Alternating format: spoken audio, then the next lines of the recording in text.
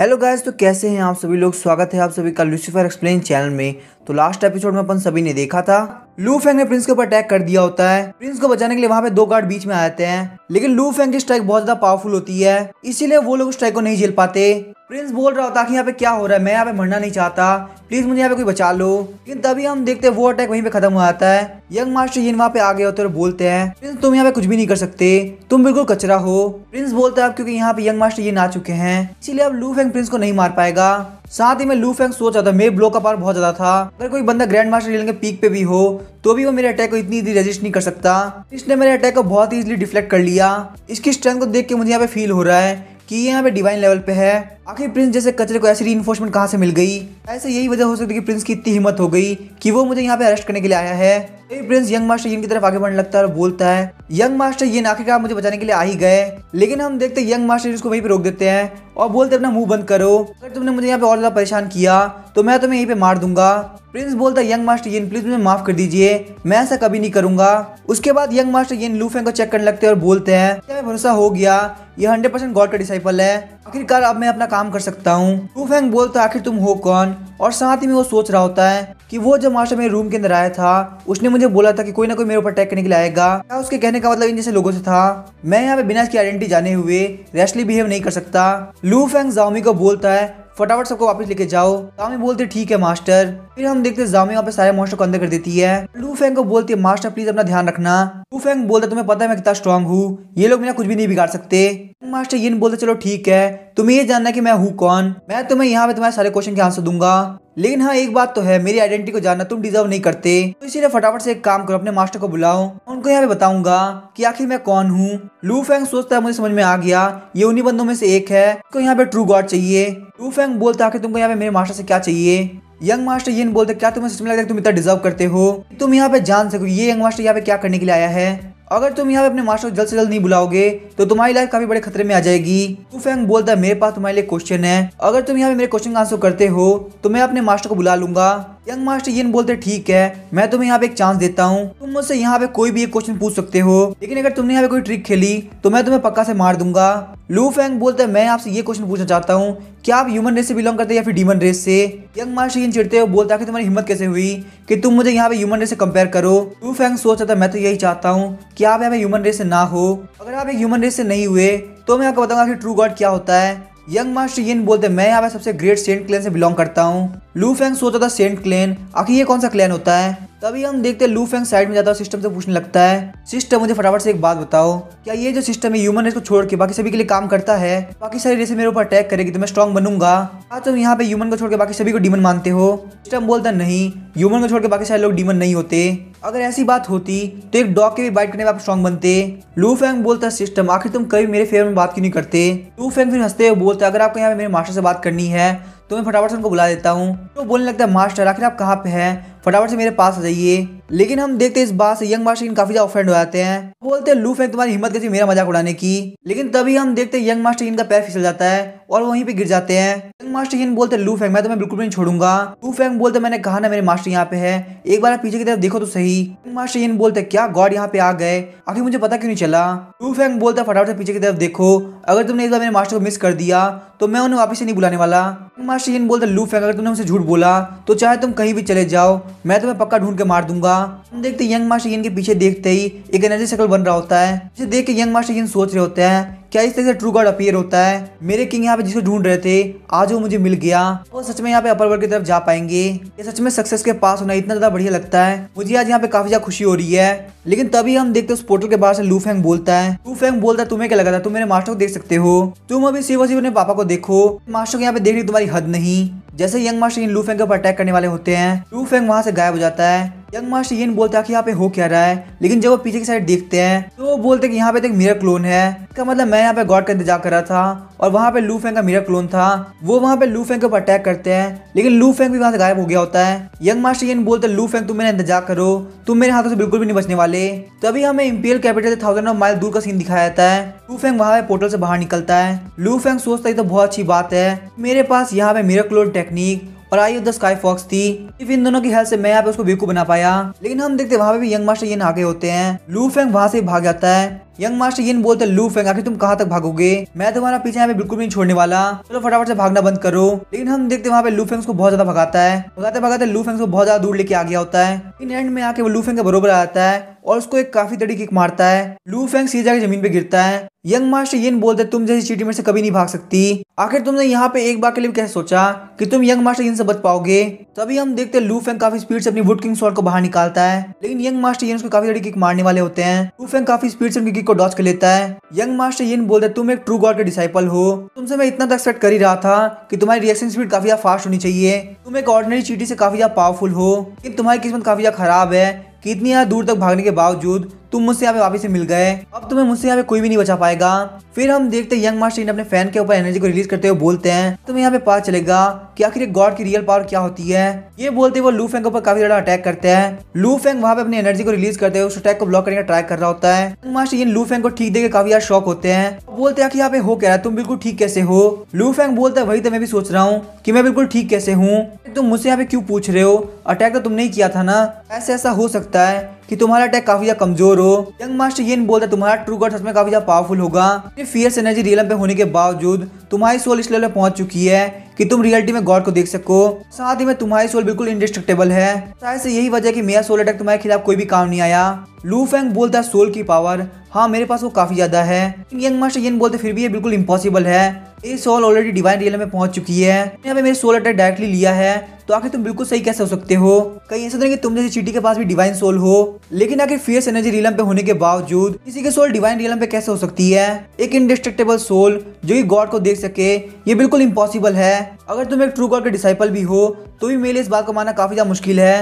लू फेंग सोचता था सोल रियलम, लेकिन ह्यूमंस डायरेक्टली सोल रियलम के अंदर नहीं झांक सकते, आखिर इसको यहाँ पे कैसे पता कि मेरी सोल डिवाइन रियलम में है। लेकिन जैसा कि मुझे उस मास्टर ने बोला था कि इस वर्ल्ड के अंदर कोई भी ट्रू गॉड नहीं है, तो आखिर इस बंदे को कैसे पता कि मेरी सोल कौन सी रियलम में है, यहाँ पे बिल्कुल भी कुछ भी समझ में नहीं आ रहा। सबसे पहले हम यहाँ पे की को गैदर करते हैं ताकि हम लोग इन एनर्जी रियलम पे आ सके। इसके अंदर हम हेवन एंड अर्थ से एनर्जी को गैदर करते हुए अपनी बॉडी के अंदर कंडेंस करते हैं। वही जो ग्रैंड मास्टर रियलम होता है वो ट्रांसफॉर्मेशन ऑफ लाइफ होता है, इसके अंदर आप फिजिकल बॉडी को कल्टीवेट करके ड्रैगन के अंदर चेंज करते हो। फिर उसके बाद आता है डिवाइन रियलम, जिसके अंदर आप अपनी सोल को ट्रांसफॉर्म करके एक डिवाइन सोल में कन्वर्ट करते हो। जब आपकी बॉडी उस लेवल पे पहुंच जाती है कि वो एक डिवाइन सोल को कैरी कर सके, तो वो अपने आप ही आपके सोल को डिवाइन सोल के अंदर ट्रांसफॉर्म कर देती है। लू फेंग बोलता है ठीक है मुझे सब कुछ समझ में आ गया, लेकिन इतना सब कुछ समझने का मुझे एक चीज पता चल रही है कि मेरे सामने एक डिवाइन रियलम का बंदा है जिसको मैं यहाँ पे बिल्कुल भी नहीं हरा सकता। फिर हम देखते यंग मास्टर यिन बोलते मैंने तुम्हारी स्ट्रेंथ को काफी ज्यादा अंडरएस्टिमेट कर लिया, अब मुझे यहाँ पे लगता है मुझे तुम्हें काफी ज्यादा सीरियसली लेना पड़ेगा। अब अपने फ्लैग के ऊपर एनर्जी को एक्टिवेट करते हैं। लू फेंग बोलता अगर तुम यहाँ पे सीरियस हो रहे हो तो मुझे भी लगता है सीरियस होना पड़ेगा।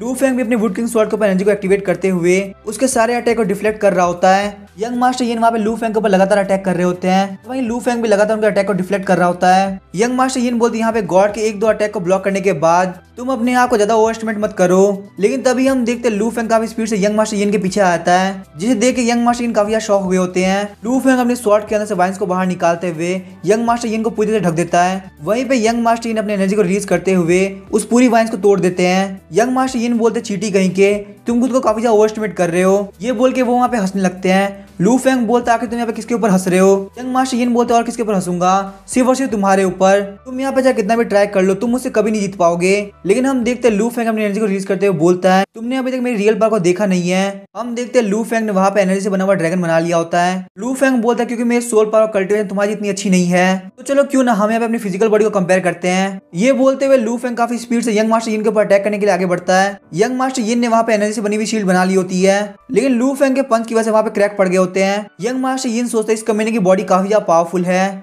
लू फेंग के अटैक की वजह से वो एनर्जी शील्ड वहाँ पे टूटने वाली होती है। लेकिन अचानक से हम देखते यंग मास्टर यिन लू फेंग के पीछे चला जाते हैं। यंग मास्टर यिन बोलते लू फेंग मुझे बिल्कुल नहीं लगा था कि तुम्हारी फिजिकल बॉडी यहाँ पे इतनी ज्यादा पावरफुल होगी। मैंने यहाँ पे पहले सोचा कि मैं तुम्हारी हेल्प से तुम्हारे मास्टर को बुला लूँ और उसके बाद मैं तुम्हें मार दूंगा, लेकिन अब यहाँ पे मेरा प्लान काफी ज्यादा चेंज हो चुका है। मैं यहाँ पे तुम्हारे मास्टर और तुमको दोनों को ही मेरे मास्टर को दे दूंगा क्योंकि तुम भी यहाँ पे काफी ज्यादा पावरफुल हो।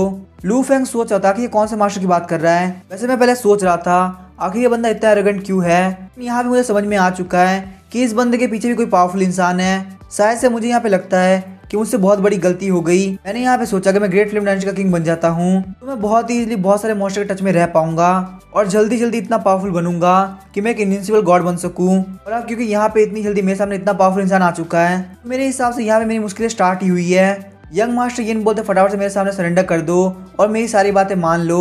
तुम यहाँ पे और ज्यादा एफर्ट लगाओगे तो मुझे तुम्हारे साथ काफी ज्यादा बुरा करना पड़ेगा। ये बात तो तुम्हें भी क्लियरली पता है, चाहे तुम यहाँ पे कोई मेथड का यूज कर लो, तुम यहाँ पे मुझसे कभी भी नहीं जीत सकते। लू फेंग बोलता है क्या तुम यहाँ पे चाहते हो कि मैं तुम्हारे सामने सरेंडर कर दूं? ऐसा यहाँ पे कभी भी नहीं होने वाला।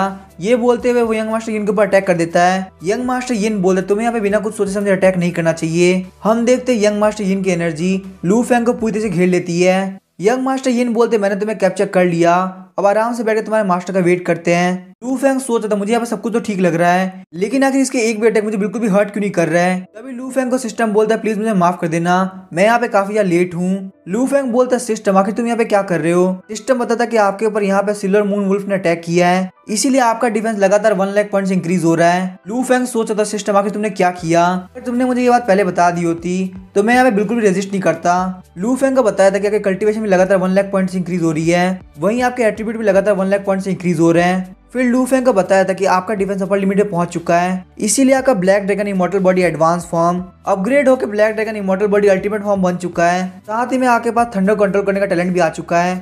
आपका कल्टीवेशन लेवल फियर्स एनर्जी रीलन के सेकंड लेवल से बढ़ के फियर्स एनर्जी रीलन के 4th लेवल पे पहुंच चुका है। वहीं आपका विंड एट्रीब्यूट लिमिट पे पहुंच चुका है, इसीलिए यहाँ पे आपको विंड गॉड बॉडी मिलती है। तभी लू फेंग अपनी एनर्जी को रिलीज करने लगता है, जिसे देख के यंग मास्टर यिन काफी ज्यादा शॉक हुए होते हैं। यंग मास्टर यिन बोलते आखिर यहाँ पे हो क्या रहा है, वो यहाँ पे मेरे एनर्जी बैरियर से बाहर कैसे निकला। हम देखते हैं वहाँ पे लू फेंग का ऑरा काफी ज्यादा खतरनाक हो गया होता है। लू फेंग बोलता है क्या तुम मुझे ऐसे देख के काफी ज्यादा खुश हो? यंग मास्टर यिन बोलता है ऐसा कैसे हो सकता है, तुम अचानक से इतने पावरफुल कैसे हो गए? तुम्हारी strength on the spot fight करते हुए कैसे बढ़ सकती है? लेकिन अगर तुम इस यंगस्टर के सामने सोच रहे हो कि तुम अपने पावर का ब्लफ कर सकते हो, तो ऐसा बिल्कुल भी नहीं है, तुम मेरे सामने कुछ भी नहीं हो। लू फेंग बोलता है तुम्हें यहाँ पे क्या लगता है कि तुम यहाँ पे मेरे सामने कुछ भी कर सकते हो और मैं तुम्हें कुछ भी नहीं बोलूंगा? तुम यहाँ पे सिर्फ और सिर्फ एक वुल्फ डीमन हो, लेकिन उसके बावजूद तुमने अपने आप को एक सेंट बोला। तुमने मुझसे यहाँ पे झूठ बोला है और मुझे झूठ से सबसे ज्यादा नफरत है। ये बात सुनकर यंग मास्टर यिन काफी ज्यादा शॉक हो गए होते हैं और सोचते आखिर इसको कैसे पता कि मैं यहाँ पे डीमन हूँ। ये बंदा यहाँ मेरी ट्रू आइडेंटिटी को जान चुका है, अब ये यहाँ पे मेरे हाथ से बिल्कुल नहीं बच सकता। ये सोचते हुए वो लू फेंग के ऊपर अटैक कर देता है। लू फेंग बोला तुम सिर्फ एक वुल्फ डीमन हो और यहाँ पे तुम अपनी एबिलिटी को बहुत ज्यादा ओवर एस्टिमेट कर रहे हो। तुम यहाँ पे मेरे सामने कुछ भी नहीं, आज मैं तुम्हें दिखाऊंगा कि आखिर ट्रू स्ट्रेंथ किसे बोलते हैं। ये बोलते वो यहाँ पे यंग मास्टर यिन के ऊपर अटैक कर देता है। वो अटैक यहाँ पे यंग मास्टर यिन को सीधे हिट करता है और तभी हम देखते लू फेंग आगे बढ़ते हुए यंग मास्टर यिन को काफी ज्यादा पंच मारता है। लू फेंग बोलता तुमने मुझे यहाँ भरोसा दिलाया ह्यूमन रेस और डीमन को छोड़ के एक और अलग स्पीसीज भी होती है, लेकिन असलियत में तुम सिर्फ एक वुल्फ डीमन हो, एक कचरा वुल्फ डीमन। अब यहाँ पे फटाफट से एक बार अपनी हालत देखो, क्या तुम्हें यहाँ पे सच में लगता है कि तुम मेरे खिलाफ जीत सकते हो? लू फेंग ने वहाँ पे मार के वुल्फ डीमन का मुंह सुझा दिया होता है। यंग मास्टर यिन लू फेंग के ऊपर एनर्जी से बने हुए साइक्लोन से अटैक करता है, लेकिन लू फेंग को उस साइक्लोन से कुछ भी नहीं होता। वो साइक्लोन सीधे जाकर लू फेंग को हिट करता है। यंग मास्टर यिन बोलते अब तुम्हें पता चलेगा आखिर रियल पावर किसे बोलते हैं। लू फेंग बोलता कि तुम्हारी हिम्मत कैसे हुई मेरे जैसे पावरफुल इंसान के सामने इतना छोटा सा अटैक करने की। लू फेंग बहुत इजीली उस सारे अटैक को ले रहा होता है। ये देख के यंग मास्टर यिन बोलता है कि ये पॉसिबल कैसे है। लू फेंग बोलता है एक बात तो है, तुम्हारे अटैक ने मेरे बाल खराब कर दिए। यंग मास्टर यिन बोलते ह्यूमन रेस के गॉड भी इस अटैक को नहीं झेल सकते, तो आखिर इस अटैक से यहाँ पे तुम्हें एक भी स्क्रैच क्यों नहीं पड़ा? आखिर तुम हो कौन और तुम इतने पावरफुल कैसे हो सकते हो? लू फेंग बोलता है चीटी कहीं के, क्या तुम्हें सच में लगता है कि तुम इतने वर्दी हो कि तुम यहाँ पे मेरे बारे में जान सको? हालांकि इससे पहले कि मैं तुम्हें जान से मार दूं, तुम्हें यहाँ पे मेरे क्वेश्चन का आंसर देना होगा। तुम यहाँ पे एक वुल्फ हो या फिर एक डॉग? तुम यहाँ पे आखिर इतने भौंकते क्यों हो? तुमने खुद को एक सेंट बताया, लेकिन तुम्हारे पास यहाँ पे टैलेंट का नाम पे कुछ भी नहीं है। यंग मास्टर यिन बोलता कमीने कहीं के, तूने मुझे यहाँ पे काफी ज्यादा ह्यूमिलेट कर दिया, मैं तुझे यहाँ पे पक्का से मार दूंगा। लू फेंग बोलता है मैं यहाँ पे तुमसे शांति से बात कर रहा हूँ, लेकिन तुम मुझे यहाँ पे मारना चाहते हो, आखिर तुम्हारे अंदर इतना गुस्सा क्यों है? तभी हम देखते यंग मास्टर यिन काफी ज्यादा गुस्सा होता है और गुस्सा होने के साथ ही वो काफी ज्यादा फूल रहा होता है। लू फेंग बोलता है क्या तुम्हारे पास यहाँ पे कोई सेकंड फॉर्म है? हम देखते यंग मास्टर यिन एक बहुत बड़े वुल्फ के अंदर चेंज हो गए होते हैं। लू फेंग बोलता है सिल्वर मून वुल्फ, तुम अभी जो थे तुम अचानक से चेंज हो गए। आखिर वो यंग मैन जो कि मेरे सामने बड़ी बड़ी फेंक रहा था वो कहाँ पे चला गया? शायद से वो यहाँ पे तुम्हारी ह्यूमन बॉडी है और ये तुम्हारा सेकंड और रियल फॉर्म है। हम देखते हैं वो सिल्वर मून वुल्फ वहाँ पे काफी जोर चिल्लाता है। लू फेंग बोलता है सच में तुम्हारे अंदर काफी ज्यादा हिम्मत है कि तुम यहाँ पे मेरे सामने सेकंड फॉर्म के अंदर आ गए। मुझे यहाँ पे पता चल चुका है कि तुम यहाँ पे दिल से मेरी हेल्प करना चाहते हो। आज से पहले मैं यहाँ पे किसी भी डीमन से नहीं मिला क्योंकि तुम्हारे जितना सेंसिबल हो। मुझे यहाँ पे पक्का भरोसा है कि तुम मुझे पक्का से गॉड बना के रहोगे। ये बोलते हुए लू फेंग भी अपनी एनर्जी को रिलीज करने लगता है। लू फेंग बोलता है क्योंकि तुमने सेकंड फॉर्म निकाल दिया है तो मैं अभी अपनी ब्लैक ड्रैगन इमॉर्टल बॉडी के अल्टीमेट फॉर्म को यूज करने वाला हूँ। फिर हम देखते हैं सिल्वर मून वुल्फ और लू फेंग दोनों अपनी फिश को टकराते हैं। लू फेंग को बताया था कि आपके ऊपर यहाँ पे सिल्वर मून वुल्फ ने अटैक किया है, इसीलिए आपका डिफेंस और कल्टीवेशन लगातार 2 लाख पॉइंट्स इंक्रीज हो रहा है। आपको यहाँ पे कॉन्ग्रेचुलेट किया जाता है क्योंकि आप फियर्स एनर्जी रिलम के 7th लेवल पे पहुंच चुके हैं। लू फेंग बोलता है क्या यहाँ पे black dragon immortal body ultimate form भी अपग्रेड हो सकती है। वहीं सिल्वर मून वुल्फ सोच रहा होता है कि यहाँ पे चल क्या रहा है, इस बंदे को अभी भी स्क्रैच नहीं लगा। मैंने यहाँ पे इसके ऊपर काफी सारे अटैक किए और साथ ही में जैसे कि मैं यहाँ पे देख पा रहा हूँ इसकी कल्टीवेशन में लगातार इंक्रीज हो रही है। अब चाहे ये बंदा जो भी हो और चाहे इसके पास कितनी पावर हो, मैं इसको जिंदा नहीं रहने दूंगा, क्योंकि इसने मेरा यहाँ पे काफी ज्यादा दिमाग खराब कर दिया है। जैसे ही वो वहाँ पे लू फेंग के ऊपर अटैक करता है, लू फेंग उस अटैक को डॉच कर लेता है और ऐसे ही करते करते लू फेंग लगातार उस अटैक को डॉच कर रहा होता है। लू फेंग को बताया था कि आप यहाँ पे फियर्स एनर्जी रिलम के 8th लेवल में पहुंच चुके हैं। लू फेंग सोचा था मुझे समझ में नहीं आ रहा आखिर मेरा लेवल बढ़ क्यों नहीं रहा, क्या सच में ब्लैक ड्रैगन इमॉर्टल बॉडी की लिमिट है। तभी लू फेंग को बताया था कि आपका डिफेंस लिमिट पे पहुंच चुका है, आपकी black dragon immortal body ultimate form upgrade होकर इमॉर्टल डिमोनिक ड्रैगन बॉडी के एलिमेंट्री लेवल पे पहुंच चुकी है। तभी हम देखते लू फेंग वहाँ पे काफी जोश चिल्लाता है और अपने हाथ के ऊपर पंच बना लेता है। लू फेंग के पंच बनाने के साथ ही उसके हाथ के ऊपर ड्रैगन आ गया होता है। लू फेंग बोलता है मैं यहाँ पे तुम्हारे ऊपर अपनी इमॉर्टल डिमोनिक ड्रैगन बॉडी को टेस्ट करना चाहता हूँ। सिल्वर मून वुल्फ वहाँ पे लू फेंग के ऊपर अपने क्लॉ से अटैक करता है। वहीं लू फेंग भी उसके हाथ के ऊपर काफी बड़ा पंच मारता है। उन दोनों के हाथ टकराते ही सिल्वर मून वुल्फ परेशान हो गया होता है। लू फेंग बोलता है क्या तुम्हारे पास इतनी स्ट्रेंथ थी। हम देखते हैं सिल्वर मून वुल्फ वहाँ पे पीछे की तरफ हट जाता है। वहाँ पे उसके मुंह से भी खून आ रहा होता है। वो बोलता है कि यहाँ पे हो क्या रहा है, यहाँ पे मेरे कोई भी अटैक उसके ऊपर काम नहीं कर रहे हैं, उसने मुझे यहाँ पे इतना ज्यादा इंजर्ड भी कर दिया। लू फेंग बोलता है क्या हो गया, क्या तुम्हारे पास यही लास्ट वर्ड थे। अपने पीछे से लू फेंग की आवाज सुन के सिल्वर मून वुल्फ काफी डर गया होता है। सिल्वर मून वुल्फ बोलता है तुम सिर्फ अपने फिजिकल स्ट्रेंथ के ऊपर रिलाई कर रहे हो, तुम्हारी यहाँ पे जो सोल है वो मेरी जितनी स्ट्रांग नहीं है, तुम्हें मुझसे यहाँ पे काफी ज्यादा डर लग रहा है कि कहीं मैं तुम्हें मार ना दूं। और अब मैं यहाँ पे फिजिकल फाइट बहुत ज्यादा कर चुका हूँ, अब यहाँ पे मेरा जो भी अटैक होने वाला है वो सब के सब सोल अटैक होंगे। ये बोलते हुए लू फेंग की तरफ काफी स्पीड से बढ़ने लगता है। लू फेंग बोलते हैं मैंने अपनी बॉडी और कल्टिवेशन काफी ज्यादा स्ट्रॉन्ग कर लिया है, तो मेरी सोल जो कि अभी मेरे लिए काफी ज्यादा वीक पॉइंट बन रही है, चलो फटाफट से मेरे सोल के ऊपर अटैक करके उसको भी स्ट्रॉन्ग कर दो। सच में तुम्हारे जैसा डीमन आजकल की दुनिया में मिलना काफी ज्यादा मुश्किल है, तुमने मेरे यहाँ पे हर तरीके से काफी ज्यादा फायदा किया है, मुझे लगता है मुझे तुम्हें यहाँ पे रिवॉर्ड देना चाहिए। सिल्वर मून वुल्फ बोलता है तुम जितना एरोगेंट बन रहे हो उसका प्राइस तुम्हें पक्का से पे करना पड़ेगा। हम देखते हैं वो वहाँ पे लू फेंग के ऊपर अपना सोल अटैक करता है। लू फेंग को वहाँ पे काफी ज्यादा प्रेशर फील हो रहा होता है। लू फेंग को बताता है कि आपके ऊपर यहाँ पे सिल्वर मून वुल्फ ने अटैक किया है, इसीलिए आपकी सोल पावर लगातार 2 लाख पॉइंट से इंक्रीज हो रही है। आपको यहाँ पे कॉन्ग्रेचुलेट किया जाता है कि आपकी सोल पावर लिमिट में पहुंच चुकी है। अब आपकी जो सोल है वो ट्रांसफॉर्म होकर एक प्रॉपर डिवाइन सोल में चेंज हो चुकी है। अभी हम देखते हैं लू फेंग की बॉडी में से ब्लू कलर का ऑरा निकलने लगता है। सिल्वर मून वुल्फ बोलता है कि तुम किस तरह के मॉन्स्टर हो, तुमने यहाँ पे on the spot breakthrough कैसे कर लिया। लू फेंग बोलता है ब्रेक थ्रू करने में तुमने मेरी हेल्प करी और तुम ही मुझसे पूछ रहे हो। सिल्वर मून वुल्फ बोलता है तो आखिर से क्या फर्क पड़ता है अगर तुम यहाँ पे ऑन द स्पॉट भी ब्रेक थ्रू कर लेते हो, ये जो यंग मास्टर है वो भी तुम्हारे सोल को डिस्ट्रॉय कर सकता है, क्योंकि तुम्हारी सोल अभी भी डिवाइन रिलम के अंदर एंटर करी है। ये बोलते वो वहाँ पे लू फेंग के ऊपर वापस अटैक करता है। लू फेंग बोलता है काफी कमाल की बात है, मुझे मजा आ रहा है, चलो यहाँ पे अटैक करते रहो। लेकिन हम देखते हैं उस अटैक से वहाँ पे लू फेंग को कुछ भी नहीं होता। वो सिल्वर मून वुल्फ काफी ज्यादा शॉक हो गया होता है और बोलता है कि यहाँ पे मेरे किसी भी तरह का अटैक तुम्हारे पे काम क्यों नहीं कर रहे हैं, क्या तुम यहाँ पे मेरे सारे अटैक को ऑब्जर्व कर रहे हो। साथ ही में वो सोच रहा होता है अगर इसी तरह से चलता रहा तो मैं यहाँ पे पक्का से मारा जाऊंगा। फिर हम देखते हैं सिल्वर मून वुल्फ वापस यंग मास्टर यीन के फॉर्म में आ गया होता है। लू फेंग आगे बढ़ते हुए यंग मास्टर यीन को काफी ज्यादा एल्बो मारता है। यंग मास्टर यीन आसमान के अंदर उड़ जाते हैं। यंग मास्टर यीन बोलता है कि तुम कर क्या रहे हो, लेकिन अचानक से लू फेंग वहाँ पे यंग मास्टर यीन के सामने आ गया होता है। वहां से यंग मास्टर यीन को काफी ज्यादा पंच मारता है, जिससे यंग मास्टर यीन सीधे जाके जमीन में गिरते हैं। लेकिन इससे पहले यंग मास्टर यीन उठ पाते लू फेंग उन्हीं के ऊपर जंप कर देता है। लू फेंग बोलता तुम्हें बिल्कुल भी टेंशन लेने की जरूरत नहीं, मैं यहाँ पे तुम्हें मारूंगा नहीं, बल्कि मैं यहाँ पे तुम्हारा यूज करूंगा ताकि मैं तुम्हारे मास्टर को सामने लेके आ सकूं। तो अगर तुम्हें यहाँ पे खुद की लाइफ को बचाना है तो चलो फटाफट अपने मास्टर को बुलाओ। यंग मास्टर यीन स्माइल करते हुए बोलता है तुम यहाँ पे काफी ज्यादा एरोगेंट हो रहे हो, मेरे मास्टर की स्ट्रेंथ तुम्हारी इमेजिनेशन से भी पार है, मेरी मास्टर की नजरों में तुम यहाँ पे चींटी के बरोबर भी नहीं हो। लू फेंग बोलता तुम यहाँ पे बहुत ज्यादा बोल रहे हो, मुझे लगता है मुझे तुम्हारे साथ कुछ बड़ा करना पड़ेगा। यंग मास्टर यीन बोलता है कि तुम मेरे साथ क्या करने वाले हो। तभी हम देखते हैं लू फेंग यंग मास्टर यीन के सिस्टम के ऊपर अटैक कर देता है। यंग मास्टर यीन के दर्द से पूरा फॉरेस्ट कांप जाता है। यंग मास्टर यीन बोलते कमीने करके तूने क्या किया, तूने मुझे यहाँ पे किसी लायक का नहीं छोड़ा। 2 साल बाद जब मेरे मास्टर इस वर्ल्ड के अंदर उतरेंगे तो वो तुझे पक्का से मार देंगे। तूने जो यहाँ पे मेरे साथ किया है वो ह्यूमैनिटी के खिलाफ है, कोई डीमन भी यहाँ पे किसी के साथ ऐसा नहीं करता।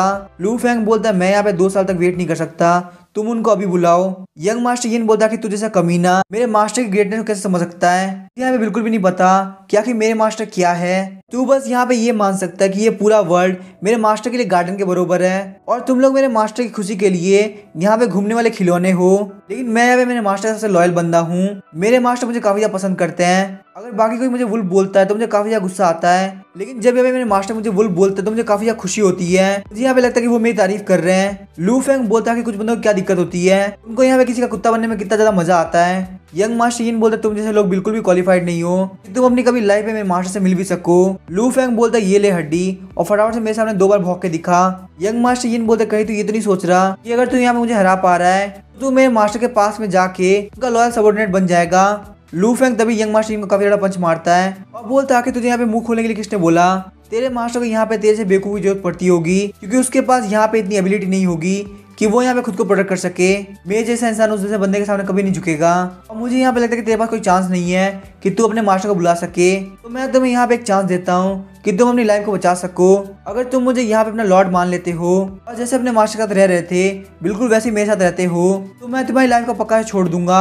यंग मास्टर यिन बोलता तू अपने सपने में सोच, तो अगर यहाँ पे चाहे तो मैं तुम्हारा पापा बन सकता हूँ। ये सुनते ही लू फेंग को काफी ज्यादा गुस्सा आता है और वो वहाँ पे एक किक मार के यंग मास्टर यिन को मार देता है। यंग मास्टर यिन के पास लू फेंग को स्पेस रिंग मिलती है। लू फेंग बोलता मुझे पक्का भरोसा है इस स्पेस रिंग के अंदर बहुत सारी चीजें होगी।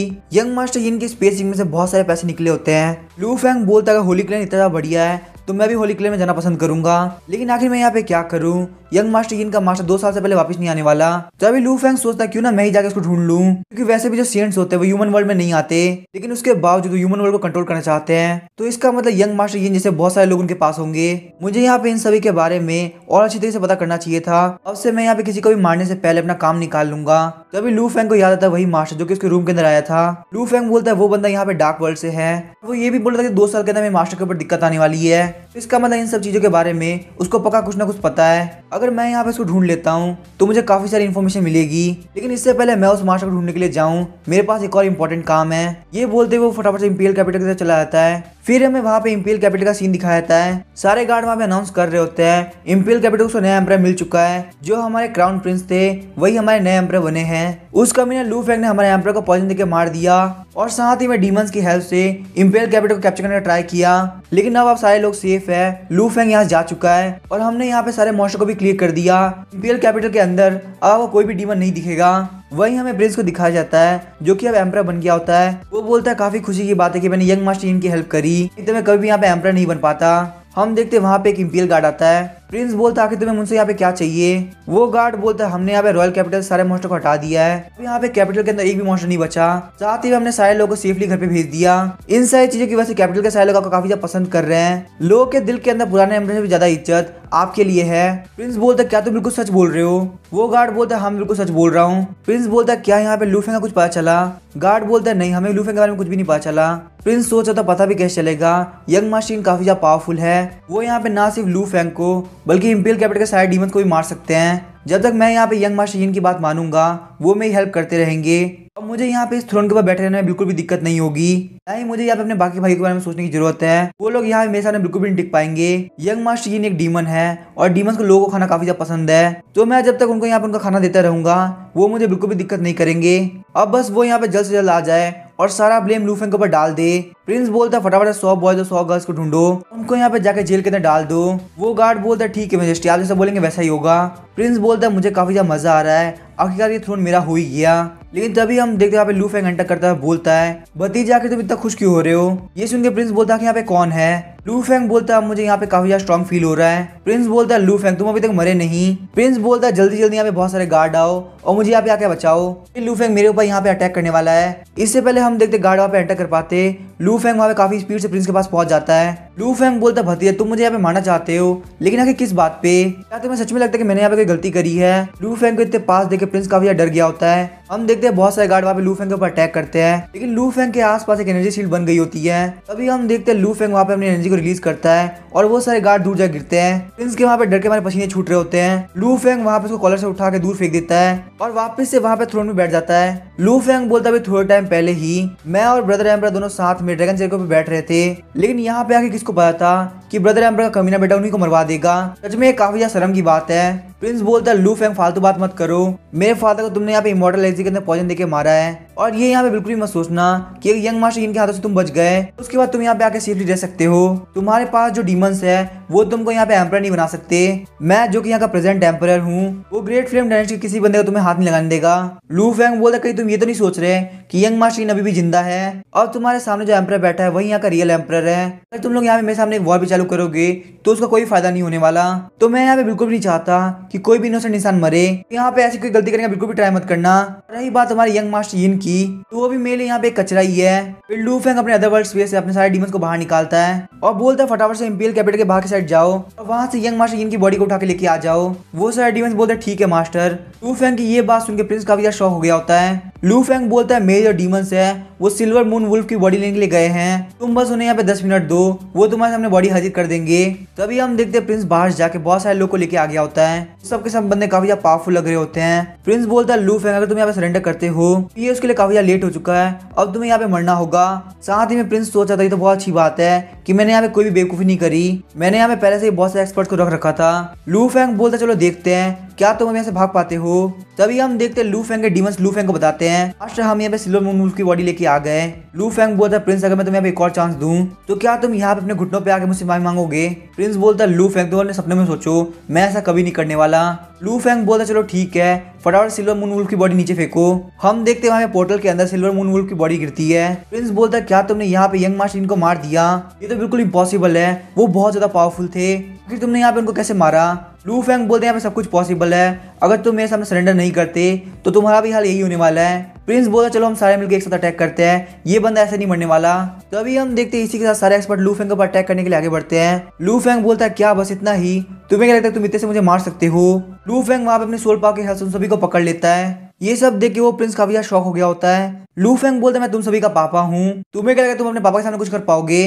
प्रिंस अब तुम यहाँ पे देख सकते हो तुम्हारे नए फादर की एबिलिटी कितनी अच्छी है, तुम्हारी फादर की पावर को अब मैं तुम्हें खुद महसूस कराने वाला हूँ। ये बोलते हुए लू फेंग प्रिंस को मार देता है। प्रिंस के मरने के साथ ही लू फेंग एनर्जी रिलीज करना बंद कर देता है। लू फेंग बोलता है मुझे एक बात बताओ आखिर एम्परर बनने का क्या मतलब, तो आप ही का बेटा यहाँ पे आपको मार देता है। मुझे यहाँ पे बिल्कुल भी समझ में नहीं आ रहा आखिर इसके अंदर एम्परर बनने का लालच क्यों था। रही बात अगर मेरी तो मैं यहाँ पे सिर्फ मजे के लिए एम्परर बनना चाहता था, मैं यहाँ पे चाहता था कि इस कंट्री के ऊपर मैं और मेरे ब्रदर मिलकर रूल करे, लेकिन अब क्योंकि एम्परर यहाँ पे मर चुके हैं और साथ में प्रिंस भी मर चुका है तो इस वर्ल्ड को यहाँ पे मुझे अकेले चलाना पड़ेगा।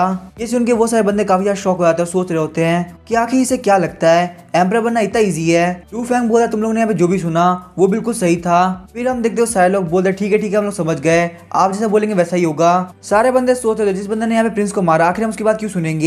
लू फेंग बोलता है मैं जानता हूँ कि मैंने यहाँ पे प्रिंस को मारा है, तुम लोग के अंदर मेरे लिए ग्रस्त तो जरूर होगा, तो इसीलिए मैं चाहता कि तुम लोग मेरे सामने कसम खाओ। ये बोलते हुए लू फेंग सब लोग के पास अपनी एनर्जी को भेज देता है। वो सारे लोग बोलते हैं कि हम लोग यहाँ पे कसम खाते हैं हम लोग किंग लू फेंग को सर्व करेंगे, तो भी किंग लू फेंग हमें यहाँ पे ऑर्डर देंगे हम लोग बिल्कुल वैसा ही करेंगे, और अगर हम लोग ऐसा नहीं करते तो हम लोग यहाँ पे पनिश किया जाए। लू फेंग बोलता है ठीक है तुम लोगों ने यहाँ पे मेरे सामने कसम खा ली है, तो चलो अब यहाँ से फटाफट से जाओ और ग्रेट फ्लेम डायनेस्टी के सारे मिनिस्टर को बुला के लाओ। लेकिन तभी हम देखते हैं उनमें से कुछ बंदे लू फेंग के ऊपर अटैक करने के लिए आगे बढ़ते हैं, लेकिन वो लोग वहाँ पे अचानक से अपने आप मारे जाते हैं। लू फेंग बोलता है मैं तुम लोग को यहाँ पे याद दिलाना चाहूंगा तुम लोगों ने मेरे सामने अभी अभी कसम खाई है, तो अगर तुम लोग यहाँ पे मेरे ऑर्डर्स को नहीं मानोगे तो तुम्हारी लाइफ बहुत बड़े खतरे में आ जाएगी। तभी हम देखते हैं वो सारे लोग बोलने लगता है कि इसे क्या फर्क पड़ता है कि अभी का एम्परर कौन है, वैसे भी पहले वाले एम्परर और प्रिंस कुछ ज्यादा अच्छे नहीं थे, वैसे भी अभी यहाँ पे प्रिंस ने हमें बोला था 100 बॉयज और 100 गर्ल्स को ढूंढ के लेके आओ, ये कोई अच्छी चीज तो नहीं है। हम लोग को अब यहाँ पे कोई फर्क नहीं पड़ता कि एम्परर का लास्ट नेम क्या है, वैसे भी यहाँ पे ये थ्रोन कभी भी हमारे हाथ में नहीं आ सकता। हमारे लिए सबसे जरूरी बात ये है कि हम लोग यहाँ पे जिंदा रह सके।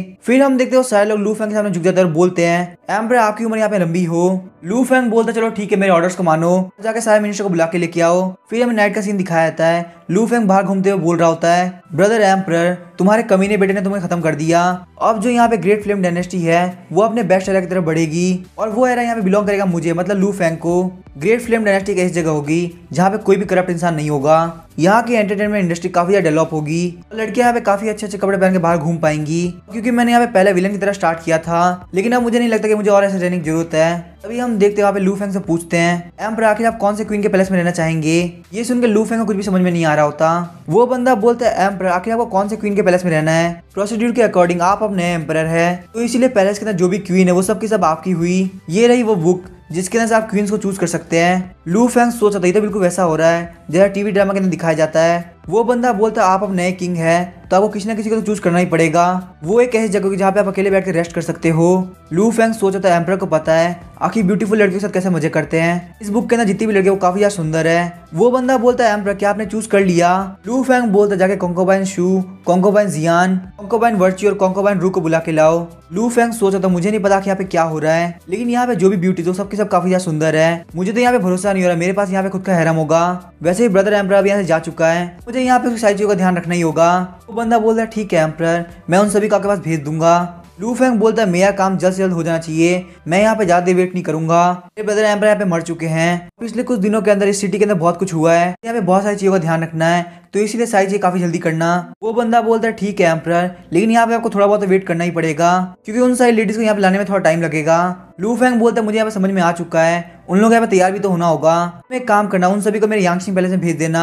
फिर हम देखते हैं लू फेंग वहां से निकल जाता है, सोच रहा होता है मुझे यहाँ पे बहुत ही अच्छी तैयारी करनी होगी ताकि उसको बहुत ज्यादा मजा आए। फिर हमें लू फेंग के यांगशिंग पैलेस का सीन दिखाया जाता है। लू फेंग वहाँ पे काफी देर से बैठ के इंतजार कर रहा होता है, बोलता है आखिर मुझे यहाँ पे और कितना वेट करना पड़ेगा, मैं यहाँ पे काफी देर से वेट कर रहा हूँ, क्या सच में उन लोगों को तैयार होने में इतना ज्यादा टाइम लग गया? ऐसा तो नहीं कि वो सारे कंकबन अभी भी काफी ज्यादा गुस्सा हो क्योंकि एम्पर अभी अभी मरे हैं, वो लोग यहाँ पे मेरे पास नहीं आना चाहती हो। अभी लू फेंग को बताया जाता है कि लेडीज यहाँ पे आ चुकी है, लेकिन तभी हम देखते हैं लू फेंग उन लेडीज को देख के काफी ज्यादा शॉक होता है। वो बंदा बोलता है एम्परर लू फेंग, कंकोबाइन शू, कंकोबाइन सियान, कंकोबाइन हुई, कंकोबाइन वर्ची और कंकोबाइन रू आ चुकी है। लू फेंग बोलता है क्या तुम यहाँ पे मेरे साथ मजाक कर रहे हो? तुमने जो मुझे बुक दिखाई थी उसके अंदर पिक्चर बिल्कुल अलग थी, वो सारी लड़कियां बहुत ज्यादा सुंदर थी और यंग थी, लेकिन तुम यहाँ पे मेरे सामने ओल्ड लेडीज को उठा के लेके आ गए, कहीं तुम मेरे साथ में यहाँ पे फ्रॉड तो नहीं कर रहे? वो बंदा बोलता है एम्परर मैं आपको ये चीज बताना भूल गया, इस बुक के अंदर जो भी पिक्चर्स है वो काफी ज्यादा पुरानी है, ये सारी लड़कियां जब यंग हुआ करती थी तो ये बिल्कुल ऐसी दिखती थी। हमारे जो पुराने एम्परर थे वो ऑलरेडी अपने 120th बर्थडे सेलिब्रेट कर चुके थे, लेकिन उन्होंने यहाँ पे सिर्फ 80 ईयर्स की एज तक कंकोबाइन को चूज किया। उसके बाद जो हमारे एम्परर थे वो इमॉर्टल एलेक्सी के पीछे पागल हो गए, इसीलिए उन्हें पैलेस के अंदर किसी भी कंकोबाइन को लेके नहीं आए। लू फेंग बोलता है इसका मतलब एम्परर ने 80 ईयर्स के एज से किसी को भी चूज करना छोड़ दिया, मतलब यहाँ की जो यंगेस्ट कंकोबाइन होगी वो भी 40 ईयर्स की होगी। वो बंदा बोलता है हाँ एम्परर आप बिल्कुल ठीक बोल रहे हैं, यहाँ की जो यंगेस्ट कंकोबाइन है वो 52 ईयर्स की है, लेकिन आप ही ने तो मुझे बोला था कि आप एम्परर की लेडीज का ध्यान रखेंगे, तो आखिर यहाँ पे ध्यान रखने से एज का क्या लेन देना? लेकिन हम देखते ये सारी बात सुनकर लू फेंग काफी परेशान हो गया होता है। लू फेंग बोलता है उसको मेरे कहने का मतलब ये नहीं था, यहाँ पे जो भी कंकोबाइन है वो सब 50 साल से ऊपर की है, वो लोग मेरे हिसाब से काफी ज्यादा मैच्योर है और मैं उतना मैच्योर नहीं हूँ, शायद से उन लोग को यहाँ पे मेरे कंफर्ट की कोई जरूरत नहीं। वो बंदा बोलता है एम्परर वैसे हमारे पुराने एम्परर का कोई बच्चा 40 साल पहले हुआ था, 40 साल से अभी तक यहाँ पे कुछ भी नहीं हुआ है। लू फेंग बोलता है नहीं चाहे तुम यहाँ पे कुछ भी बोलो, मैं यहाँ पे तुम्हारी कोई बात नहीं मानने वाला, मेरी बात ध्यान से ये सब लोग काफी ज्यादा मैच्योर है और इन लोग को यहाँ पे मेरे कंफर्ट की कोई जरूरत नहीं। साथ ही में लू फेंग सोच रहा था कि एम्परर कर क्या रहा था कि पूरे पैलेस के अंदर एक भी यंग गर्ल प्रेजेंट नहीं है। एम्परर मुझे यहाँ पे तुम्हारे लिए काफी ज्यादा बुरा लग रहा है, तुमने यहाँ पे 40 साल बिना मजे के लिए निकाल दिए क्योंकि तुम्हारे लिए यहाँ पे इमॉर्टल एलेक्सी कितना ज्यादा जरूरी था, और उसके बाद तुम्हें यहाँ पे इमॉर्टल एलेक्सी मिलते ही तुम्हारे बेटे ने तुम्हें मार दिया। वो बंदा बोलता है एम्परर तो आखिर इन लेडीज का क्या करना है? लू फेंग बोलता है इन सभी को वापस लेके चले जाओ। वो बंदा बोलता है ठीक है एम्परर मैं बिल्कुल ऐसा ही करता हूँ। तभी लू फेंग अचानक से बोलता है एक मिनट रुको, ऐसे मुझे एक बात है, प्रिंस के ओरिजिनल मैंशन के अंदर मेरी सारी मेट जा चुकी है, तो क्या मेरी वो मेट्स अभी भी वहीं पे है? वो बंदा बोलता है एम्परर हाँ आपने बिल्कुल सही कहा, वो सारी मेट्स वहीं पे है। फिर हम देखते हैं लू फेंग के पैलेस के अंदर वो सारी मेट्स आ गई होती है। लू फेंग सोच रहा था एक सुंदर से पैलेस के अंदर इतनी सुंदर सीनरी काफी अच्छी लगती है, लेकिन तभी हम देखते हैं वहाँ वापस से वही बंदा आ जाता है। वो बंदा बोलता है एम्परर मॉर्निंग कोर्ट का टाइम हो चुका है। लू फेंग बोलता है ठीक है चलो मेरे साथ। हम देखते हैं वहाँ पे मॉर्निंग कोर्ट के अंदर लू फेंग को सारे लोग ग्रीट कर रहे होते हैं। लू फेंग बोलता है क्या यहाँ पे सारे मिनिस्टर आ चुके हैं? वो सारे मिनिस्टर बोलते हैं हाँ एम्परर हम यहाँ पे आ गए। तभी वो बंदा बोलता है अगर तुम लोग के पास यहाँ पे कुछ भी बोलने के लिए है तो फटाफट से बोलो, नहीं तो अगर तुम्हारे पास यहाँ पे कुछ भी बोलने के लिए नहीं है तो तुम लोग यहाँ से जा सकते हो। यहाँ पे एक बंदा बोलता है ग्रेट एम्परर मेरा नाम है लू सिंगफाई। लू फेंग बोलता आखिर तुम कौन हो और तुम कहाँ से आए हो, आखिर इस कोर्ट के अंदर तुम्हें मुझसे क्या बोलना है? लू सिंगफाई बोलता है एम्परर मैं आपका एक मिनिस्टर हूँ और मैं यहाँ पे चाहता हूँ कि आप किसी को प्राइम मिनिस्टर की पोजीशन पर अपॉइंट करें, और साथ ही मुझे यहाँ पे लेट एम्परर के फ्यूनरल के बारे में पूछना था, और साथ ही में प्रिंस प्रिंसेस और कंकोबाइन इन सभी का क्या करना है, इन लोग को आखिर यहाँ पे क्या पोजीशन दी जाए। लू फेंग बोलता है यहाँ पे जो भी बात है वो सब मेरे ब्रदर एम्परर के बारे में है। मेरे ब्रदर एम्परर लाइफ के अंदर काफी सिंपल इंसान थे, लेकिन उनको यहाँ पे उनके ही बेटे ने बहुत ही बुद्धि से मार दिया, तो तुम लोग को यहाँ पे एक इंपीरियल म्यूजियम बनाने की जरूरत नहीं है। ब्रदर एम्परर के लिए एक अच्छी जगह ढूंढो और वहाँ पे इनको गाड़ दो। वहीं पे बात की जाए बाकी सारे प्रिंस की तो उन लोगों को यहाँ पे काफी अच्छा परफॉर्म करना होगा। मैं चाहूंगा कि तुम यहाँ पे सभी को एक कॉमन इंसान बना दो, उन लोग को यहाँ पे एक पैलेस दे देना जहाँ पे वो लोग रह सके, यहाँ पे वो लोग नॉर्मल लाइफ जीने के बाद ही एक्सपीरियंस को गेन करेंगे। और रही बात उनकी वाइफ और डॉटर की, तो मैंने ब्रदर एम्परर को प्रॉमिस किया था कि मैं उन लोगों को सपोर्ट करूंगा, तो उन लोग के बारे में ज्यादा सोचने की जरूरत नहीं, मैं उनको सपोर्ट पक्का से करूंगा। वो बंदा वहाँ पे सोच रहा था ये एम्परर सबको बेवकूफ बना रहे हैं, यहाँ पे ये बात हम लोग सिविल और मिलिट्री को कैसे समझाएंगे, ये तो यहाँ पे काफी ज्यादा फालतू बात लग रही है। वहाँ पे सारे बंदे बोल रहे थे एम्परर का दिल काफी ज्यादा बड़ा है, उनकी इस अच्छाई को यहाँ पे वर्ल्ड के अंदर हर जगह जाना जाएगा। वो बंदा सोच रहा था चलो ये बहुत अच्छी बात है, यहाँ पे ज्यादा लोगों को दिक्कत नहीं हुई, मुझे लगता है मैं यहाँ पे ज्यादा ही सोच रहा हूँ। फिर लू फेंग बोलता है क्या यहाँ पे किसी को कुछ बोलना है? अगर तुम लोग को यहाँ पे कुछ भी नहीं बोलना तो तुम लोग यहाँ से जा सकते हो, मुझे यहाँ पे और भी बहुत सारे काम है। साथ ही में लू फेंग सोच रहा था मैं यहाँ पे अपनी लड़की को ज्यादा देर इंतजार नहीं करा सकता, लू सिंगफाई बोलता है मुझे यहाँ पे आपसे एक और चीज बोलनी है। हमारे एम्पायर के नॉर्थ वेस्ट के अंदर काफी ज्यादा सूखा पड़ चुका है, लोगों के लिए वहाँ पे फसल उगाना काफी ज्यादा मुश्किल हो रहा है, इसलिए मैं यहाँ पे कोर्ट से उनके लिए हेल्प मांगना चाहूंगा। और साथ ही में जिन लोगों को डिजास्टर से बहुत ज्यादा दिक्कत हुई है उन लोगों को कोर्ट की तरफ से कुछ ना कुछ पैसे मिले ताकि वो लोग यहाँ पे वापस अपनी लाइफ को स्टार्ट कर सके। लू फेंग बोलता है यहाँ पे 1 मिनट रुको, हम यहाँ पे डिजास्टर के बारे में बाद में बात करेंगे। सबसे पहले हमें यहाँ पे ये जानना होगा कि आखिर हमारे अंपायर के अंदर कहाँ करप्शन चल रहा है। लू फेंग की बात सुन के वहाँ के सारे बंदे काफी ज्यादा शॉक हो गए होते हैं। लू फेंग बोलता है क्या तुम लोग यहाँ पे करप्शन नहीं करते? तुम्हें यहाँ पे क्या लगता है मैं एम्पायर कैसे बनाऊं? मैं भी पहले यहाँ पे डीमन कैचिंग ब्यूरो के अंदर काम किया करता था, तो क्या मुझे नहीं पता कि कहाँ करप्शन होता है? तो क्या यहाँ पे बात करेंगे सबसे पहला मैटर करप्शन नहीं होना चाहिए। हम देखते हैं यहाँ पे सारे मिनिस्टर अपने घुटनों पे आते और बोलते हैं एम्पर हम लोग यहाँ पे बिल्कुल भी करप्शन नहीं करते, हमें नहीं पता आप कौन से लोगों की बात कर रहे हैं। लू फेंग बोलता है ठीक है मुझे यहाँ पे फालतू बात नहीं सुननी, लेकिन मैं यहाँ पे चाहूंगा कि तुम लोग करप्शन के मैटर पे ध्यान दो। फ्यूचर के अंदर तुम लोग को यहाँ पे मेरे साथ ऐसे क्वेश्चन डिस्कस करने पड़ेंगे, तो इसीलिए ध्यान रखना कि तुम लोग यहाँ पे कोई भी करप्शन ना करो। वो सारे मिनिस्टर बोलते ठीक है एम्पर हम लोग समझ गए। लू फेंग बोलता फिर ठीक है तुम लोग यहाँ जा सकते हो। अगर तुम लोग को यहाँ पे मेरे साथ कुछ भी डिस्कस करना है तो सबसे पहले अपने क्वेश्चन को सही से पहचान के आना। फिर हम देखते हैं लू फेंग वापस से यांगशिंग पैलेस के अंदर आ गया होता है, लेकिन जैसे ही वो वहाँ पे लड़की के पास जाने वाला होता है वो बंदा उसको रोक लेता है। वो बोलता है एम्पर अभी आपका टाइम सिस्टम करने का नहीं है, बल्कि आपको यहाँ पे सबसे पहले चल के पढ़ाई करनी होगी। वहीं पे हमें लू फेंग को दिखाया था जो कि पढ़ते पढ़ते सो गया होता है। वो बंदा आके वहाँ पे बुक रख देता है और गेट को बंद करते हुए बोलता है एम्पर आपको यहाँ पे पढ़ना होगा, आप यहाँ पे सो नहीं सकते। लू फेंग चिल्लाते हुए बोलता है मुझे यहाँ पे एम्पर नहीं बनना, मैं यहाँ पे कमरे में बैठ कर पढ़ाई नहीं कर सकता हूँ। लू फेंग उस कमरे से भाग रहा होता है, तभी वो बंदा बोलता है एम्पर आप यहाँ पे ऐसे नहीं कर सकते, हमारे जो पुराने एम्पर थे उनके प्रिंस और प्रिंसेस को उनकी पोजीशन से हटा के कॉमन इंसान बना दिया गया है, तो इसीलिए अब वो लोग इस थ्रोन को नहीं ले सकते। और जो किंग यहाँ पे दूसरे सरनेम से है वो सब के सब आपको फॉलो कर रहे हैं। किसी के अंदर इतनी हिम्मत थी कि वो नया एम्पर बन सके। यहाँ पे कोर्ट के अंदर काफी दिनों से बॉर्डर एरिया के बारे में बात नहीं हुई है, तो आपको सबसे पहले जाके ग्रेट फ्लेम डायनेस्टी के बॉर्डर के बारे में पढ़ना पड़ेगा। लू फेंग सोचा था कि क्या फालतू बात है, आखिर यहाँ पे एक एम्पर को क्यों पढ़ना पड़ रहा है, लेकिन 1 मिनट रुको मुझे यहाँ पे शांत होना होगा। सिर्फ यहाँ पे एक एम्पर नहीं जो कि कंट्री को चलाता है। ये सब सोचते हुए लू फेंग बोलता है हम लोग इस कंट्री को डेमोक्रेटिक कंट्री बना सकते हैं, उस तरीके से इस कंट्री को चलाना काफी आसान हो जाएगा। वो बंदा बोलता है कि एक डेमोक्रेटिक कंट्री क्या होती है, आखिर आप किस बारे में बात कर रहे हैं। साथ ही में बंदा सोच रहा होता है कि एम्पर क्या करने की सोच रहे हैं, कहीं हमने पिछले 2 दिनों के अंदर एम्पर को ज्यादा परेशान तो नहीं कर दिया, वो इस कंट्री को किसी और को बेचने की सोच रहे हैं। लू फेंग बोलता है अब मैंने डिसाइड कर लिया है, तुम फटाफट सिविल और मिलिट्री ऑफिसर को बुलाओ, मैं उनसे यहाँ पे एक मीटिंग करना चाहता हूँ। वो बंदा बोलता है ठीक है एम्पर आप जैसा बोलेंगे वैसा ही होगा। फिर हमें वहाँ पे कोर्ट का सीन दिखाया जाता है, यहाँ पे सारे सिविल और मिलिट्री के ऑफिशियल बोल रहे होते हैं कि यहाँ पे आज इस टाइम पे कोर्ट क्यों लगी है, क्या यहाँ पे कंट्री के अंदर कुछ बड़ी चीज हुई है, प्लीज एम्पर आप हमें इस बारे में बताइए, हम यहाँ पे सोच के बहुत ज्यादा परेशान हैं, कहीं यहाँ पे हमारी कंट्री का कुछ बुरा तो नहीं हुआ। लू फेंग बोलता है तुम लोग यहाँ पे बिल्कुल गलत सोच रहे हो, मैंने तुम लोग को यहाँ पे इस वजह से नहीं बुलाया, आज मैं तुम लोग के साथ एक चीज को डिस्कस करना चाहता हूँ। मैं चाहता हूँ कि हम लोग यहाँ पे नेशनल सिस्टम को चेंज करें, क्योंकि यहाँ पे सदियों से ग्रेट फ्लेम डायनेस्टी के अंदर कोई भी एम्पर ही रूल करता आया है, लेकिन तुम लोग जैसे कि यहाँ पे देख सकते हो मेरे जो ब्रदर एम्पर थे वो काफी टैलेंटेड थे, वो यहाँ पे काफी अच्छे से वर्ल्ड को रूल कर सकते थे, लेकिन अगर यहाँ पे बात की जाए उनके बच्चों की तो किसी भी लायक नहीं है। जो बंदा प्रिंस था उसने थ्रोन के लिए अपने फादर को ही मार दिया, वहीं जो बाकी सारे प्रिंस है वो कॉमन बंदे बन चुके हैं, उन लोगों को यहाँ पे एक नॉर्मल लाइफ जीनी पड़ रही है। यहाँ पे ये चीज बिल्कुल समझ में नहीं आ रही, अगर एक रूलर का बेटा रूलर बनेगा तो आखिर यहाँ पे क्या गारंटी कि वो इतना अच्छा एम्पर बनेगा जितना पिछला वाला था। इसीलिए मैंने यहाँ पे ये डिसाइड किया है कि हम लोग यहाँ पे कैबिनेट को एस्टेब्लिश करेंगे, वो कैबिनेट यहाँ पे इंपीरियल पावर को शेयर करेगी। सारे बंदे बोलने लगते हैं एम्पर आखिर आप क्या बोल रहे हैं, ऐसा करना बिल्कुल इम्पॉसिबल है। लू फेंग बोलता है क्या तुम लोग भूल चुके हो कि तुम लोगों ने यहाँ पे मेरे सामने एक कसम खाई थी, मैंने यहाँ पे तुम लोगों के साथ में मैटर इसलिए डिस्कस किया क्योंकि तुम लोग के साथ यहाँ पे पावर्स को बांटने में भी ज्यादा दिक्कत नहीं आएगी। तुम लोग अगर मुझे यहाँ पे धोखा देते हो तो तुम लोग पक्का से मारे जाओगे, इसीलिए मैं तुम लोग को यहाँ पे इन्फॉर्म करना चाहता हूँ यहाँ पे तुम लोग की परफॉर्मेंस के अकॉर्डिंग तुम लोग को अलग अलग मिनिस्टर बनाया जाएगा, और जो मिनिस्टर को चुना जाएगा सिर्फ वही कैबिनेट का हिस्सा होंगे, और ये कैबिनेट यहाँ पे एम्पर के साथ मिलके इस वर्ल्ड को कंट्रोल करेगी। ये बात सुन के वहाँ के सारे लोग काफी ज्यादा शॉक हो गए होते हैं। लू जियांग, इंपीरियल मार्शल लिन मुबाई, तुम तीनों मुझे काफी ज्यादा लॉयल लगते हो, इसीलिए इस मैटर की जिम्मेदारी मैं यहाँ पे तुम लोग को देता हूँ। वो तीनों बोलते ठीक है एम्पर आप जैसे बोलेंगे वैसा ही होगा। लू फेंग वहाँ पे जैसे अनाउंस करता है कि यहाँ पे कैबिनेट पावर को शेयर करेगी, और इस कैबिनेट को यहाँ पे लू जियांगफाई, लिन मुबाई और सीटुकोंग संभालेंगे।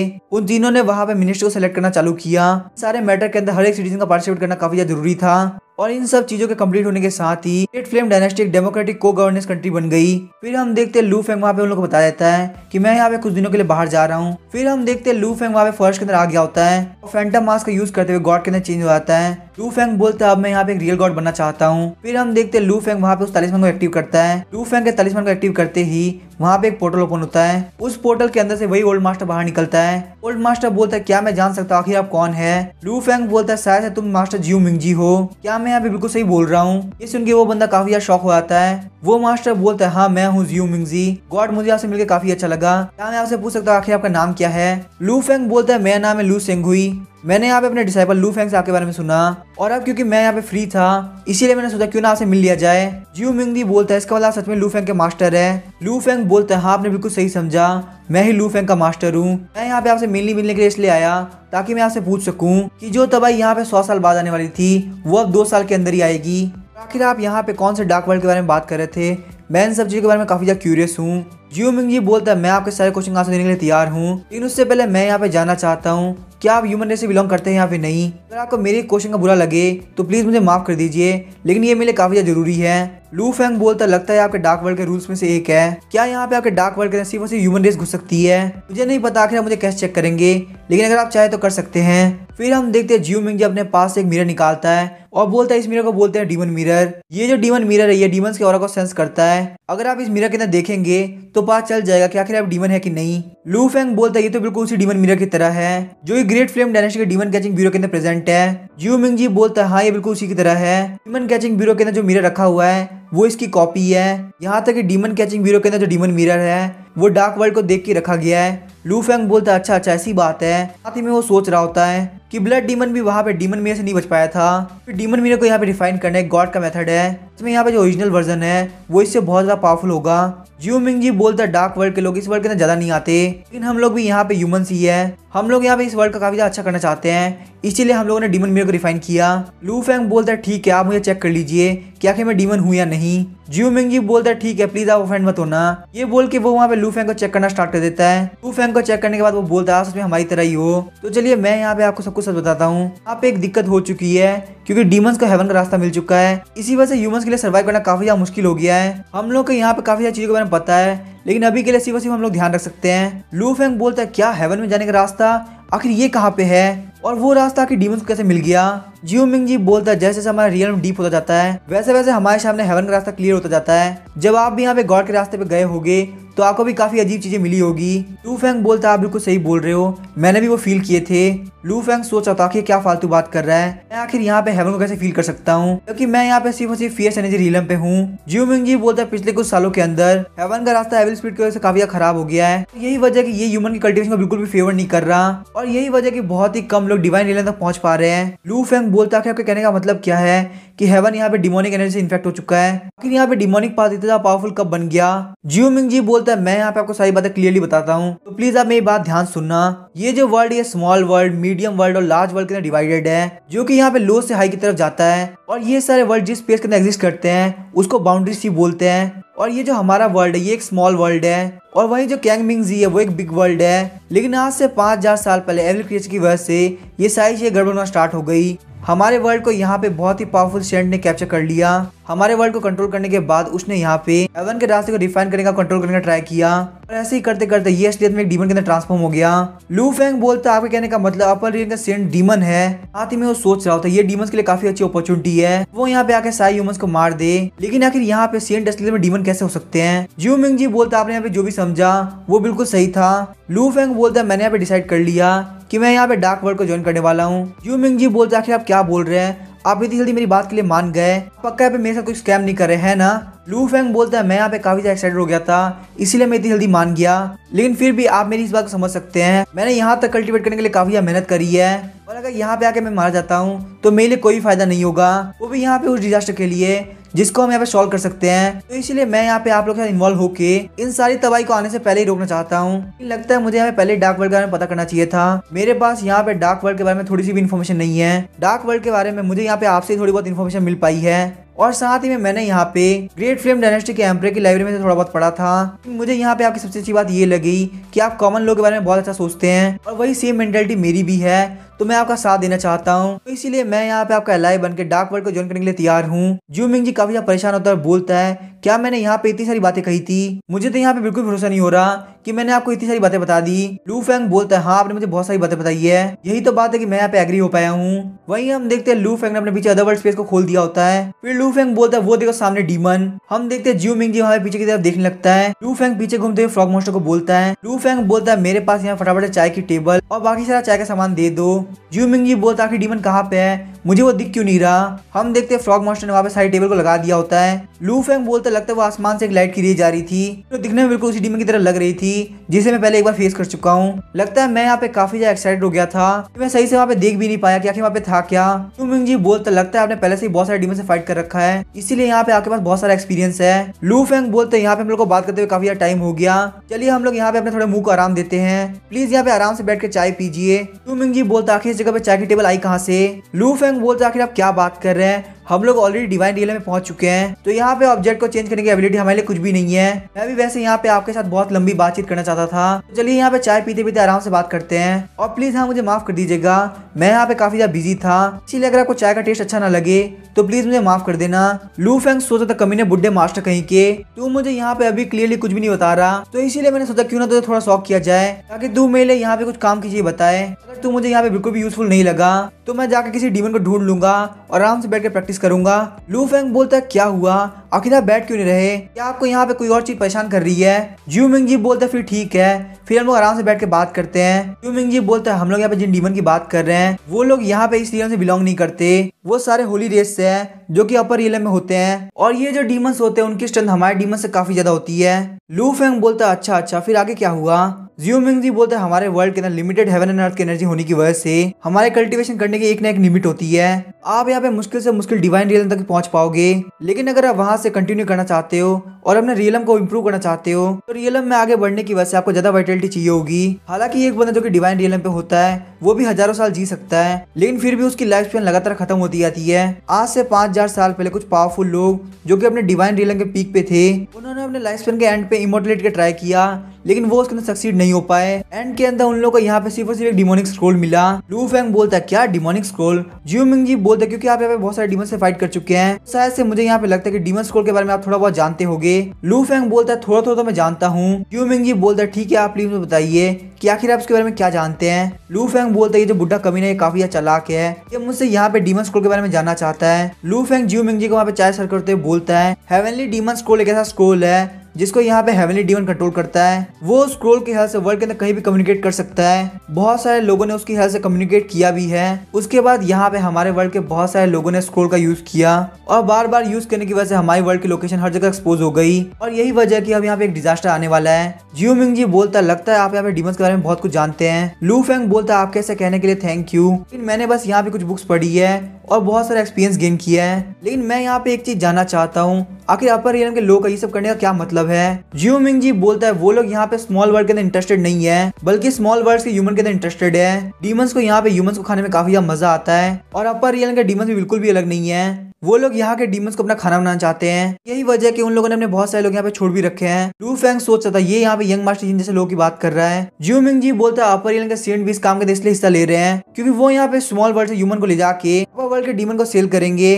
उन लोगों ने यहाँ पे ऑलरेडी एक जगह बना ली है जहाँ पे वो लोग डीमंस के लिए ब्लड बेचते हैं। लू फेंग बोलता है वो सेंट तो काफी ज्यादा कमीने हैं, वो लोग यहाँ पे हमारे स्मॉल वर्ल्ड के लोग का यूज कर रहे हैं कि वो यहाँ पे डीमन से काफी ज्यादा फायदा कमा सके। उन लोगों को यहाँ पे बिल्कुल भी हमसे डर नहीं लगता, हम लोग यहाँ पे उनको जान से भी मार सकते हैं। तभी हम देखते हैं जियो मिंग यहाँ पे हंसने लगता है और बोलता है डर उन सेंट्स की नजर में नॉर्मल ह्यूमन तो छोड़ो जैसे गॉड्स की भी कोई वैल्यू नहीं है, वो लोग यहाँ पे सिर्फ हमको एक चींटी के बराबर समझते हैं। और रियल बात तो ये कि हम लोग की पावर गैप इतना बड़ा है कि अगर हम लोग यहाँ पे चाहे भी तो भी हम लोग उनसे नहीं जी सकते।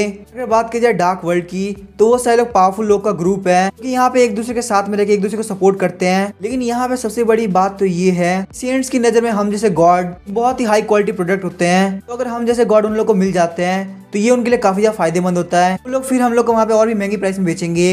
लू फेंग बोलता अगर सच में सेंट्स इतने पावरफुल है क्या तुम यहाँ पे अपनी स्ट्रेंथ की हेल्प से उनसे बच पाओगे। जियो मिंग बोलता नहीं ऐसा बिल्कुल भी पॉसिबल नहीं है क्योंकि यहाँ पे वो लोग बहुत ज्यादा पावरफुल है, इसीलिए वो लोग यहाँ पे लोअर रियलम के अंदर नहीं आ सकते क्योंकि हमारा जो लोअर रियलम है वो उनकी पावर को झेल नहीं पाएगा।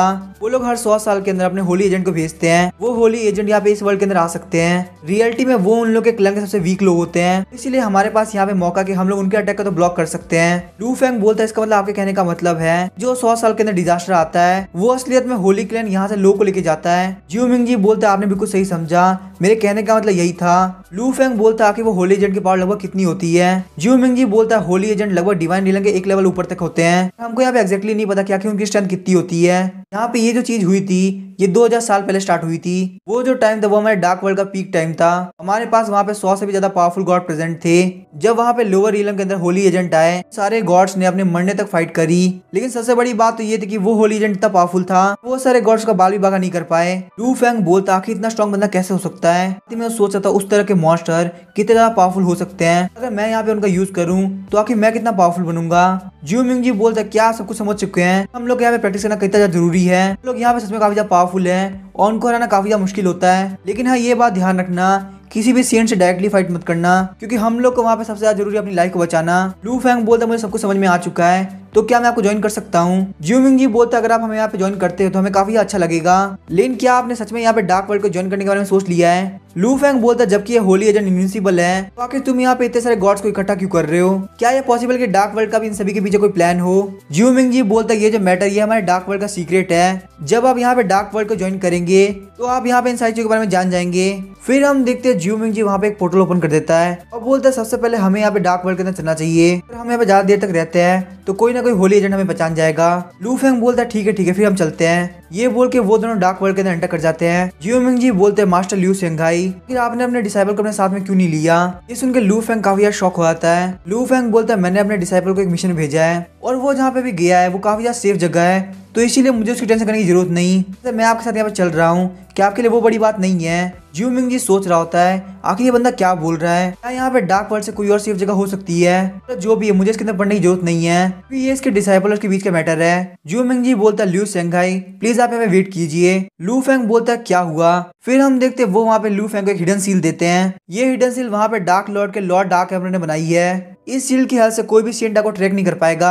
बस इस तलिस्मान को एक्टिवेट कीजिए और फिर आप कहीं भी जा सकते हैं। लू फेंग बोलता आखिर डार्क एम्परर है कौन। लू मिंगजी बोलता मैं भी कितना बड़ा बेवकूफ हूँ। मैं यहाँ पे सिर्फ और सिर्फ सेंट्स की बुराई कर रहा था। मैं यहाँ पे आपको डार्क वर्ल्ड के बारे में बताना भूल ही गया। लू फेंग बोलता आपको बिल्कुल भी टेंशन करने की जरूरत नहीं आप यहाँ पे आराम से मुझे बता सकते हैं। जियो मिंगजी बोलता सबसे पहले आपको तलिस्मान को एक्टिवेट करना चाहिए। इसके लिए बस आपको अपने फायर से इसको बर्न करना है। लू फेंग बोलते तो बहुत इजी है। फिर हम देखते हैं लू फेंग के वहाँ पे अपने फायर को रिलीज करते ही उसकी पूरी बॉडी के आसपास एनर्जी हो जाती है। वो एनर्जी उसकी बॉडी के अंदर एब्जॉर्ब हो जाती है। फिर लू फेंग वहाँ पे जियो मिंगजी के पीछे पीछे जाने लगता है। जियो मिंगजी बोलता लॉर्ड डार्क एम्परर हमारे लीडर है हमारे डार्क वर्ल्ड के सबसे स्ट्रॉन्ग इंसान भी। लू फेंग बोलता यहाँ पे एक और पोर्टल है। जियो मिंगजी बोलता है डार्क वर्ल्ड डार्क एम्परर के एंसेस्टर ने एस्टेब्लिश किया था।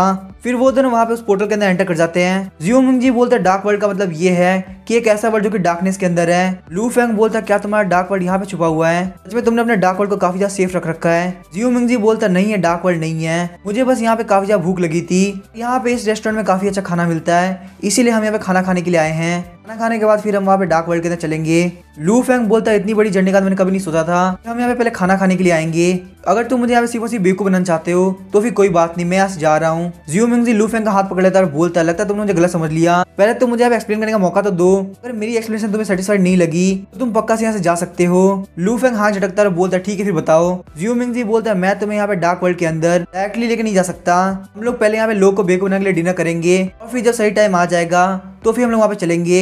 लू फेंग बोलता तुम्हारे कहने का मतलब क्या है कि वो सही टाइम कब आएगा। जियो मिंगजी लू फेंग के कान के अंदर बोलता है हम लोग यहाँ पे डार्क वर्ल्ड के अंदर दिन के अंदर एंटर नहीं कर सकते। जब तक यहाँ पे रात नहीं हो जाती तब तक हम लोग यहाँ पे वेट करना ही पड़ेगा। मैं यहाँ पे अभी के लिए कुछ भी नहीं कर सकता तो प्लीज मुझे माफ कर देना। दिन के अंदर यहाँ पे बहुत सारे ह्यूमंस होते हैं जो कि हमें वहाँ पे जाते हुए देख सकते हैं। अगर यहाँ पे किसी ने भी हमें डार्क वर्ल्ड के अंदर एंटर करते हुए देख लिया और जाके वहाँ पे होली एजेंट को इसके बारे में बता दिया तो डार्क वर्ल्ड यहाँ पे हमारे खिलाफ हो जाएगा। लू फेंग बोलता तुम्हारी ये बात काफी ठीक लग रही है। जियो मिंगजी बोलता चलो ये बहुत अच्छी बात है कि आप मेरे पर भरोसा करते हो। जियो मिंगजी बोलता अब हमको यहाँ पे वेट करना पड़ेगा। जैसे यहाँ पे नाइट होगी हम लोग डार्क वर्ल्ड के अंदर चल जाएंगे।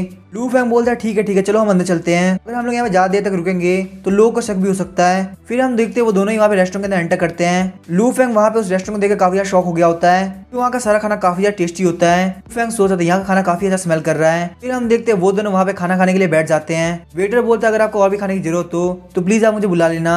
जियो मिंगजी बोलता है ये जो फिश है इसको स्केल फिश बोलते हैं और ये यहाँ की सबसे फेमस डिश भी है। बताया जाता है कि अगर आप इसको एक बार खा लेते हो तो आप इसका टेस्ट नहीं भूल सकते और इसके टेस्ट की वजह से आपको रेगुलर खाने के लिए आना पड़ेगा। लू फेंग बोलता सच में देख के लग रहा है कि ये फिश काफी अमेजिंग है। जियो मिंगजी बोलता क्यों ना आप एक बार ट्राई करके देखे, सच में काफी अमेजिंग होती है। लू फेंग बोलता है ठीक है फिर मैं इसको टेस्ट करके देखता हूँ। लू फेंग जैसे उसकी एक बाइट लेता है वो काफी ज्यादा खुश हो जाता है, फिर वहाँ पे उसका टेस्ट को बहुत ज्यादा अच्छा लग रहा होता है। फिर वहाँ पे लू फेंग फटाफट से खाना स्टार्ट कर देता है। जियो मिंगजी बोलते आप आराम से खाइए, यहाँ पे कोई भी जल्दी नहीं है। फिर हम देखते हैं उन लोगों ने आराम से खाना खा लिया होता है और वहाँ पे नाइट भी हो गई होती है।